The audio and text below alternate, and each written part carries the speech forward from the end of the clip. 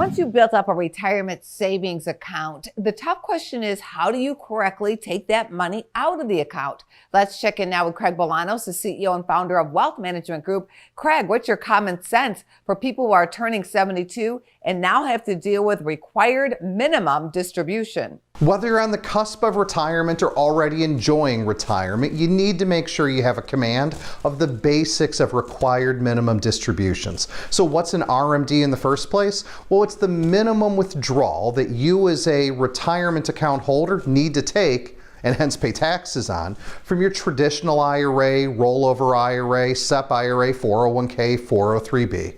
And those required minimum distributions begin when the account holder, you, attain the age of 72. And bear in mind that failure to withdraw enough money is going to hit you with a 50% penalty. That's what I call an expensive mistake. So how do we do the calculation? How do we come up with this required minimum distribution?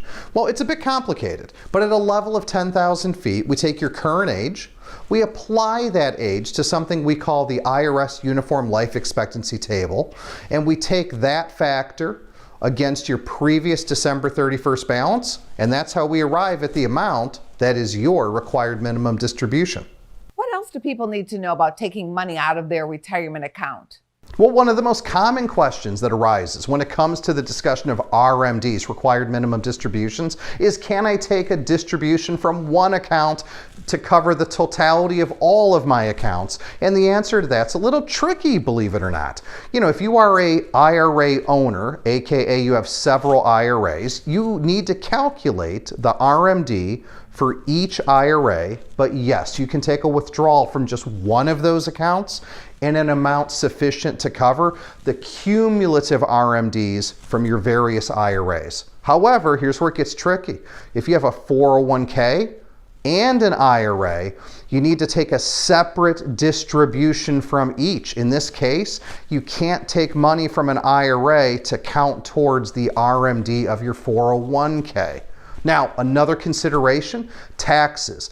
It always matters. And when you're adding additional income to your 1040 through RMD withdrawals, you really need to make sure you're withholding at the right federal and, if applicable, state level. What do we recommend? I want to make sure there's enough money being withheld so that you're on a safe harbor. That means you'll never be subject to any underestimated tax penalties or interest. Timing also matters when it comes to required minimum distributions. I think for most investors, a portion of their IRAs, 401ks, can and always should be invested in great companies of America, invested in stock. And I've yet to see an investor get hurt as long as they weren't forced to sell when stock prices are low. And given RMDs require you to sell a part of your retirement account to take the withdrawal, that's one of the reasons once you hit the age of 72, you're going to want to have a small amount of safe capital at a minimum in your retirement accounts so that you can withdraw from that safe capital to satisfy your RMD, even if we're going through a period of suppressed market prices. I'm Craig Bolanos, the CEO and founder of Wealth Management Group. If you want to learn more, you can. Check out our website, investwithwmg.com. Go to businessfirstam.com for where to see our show on TV.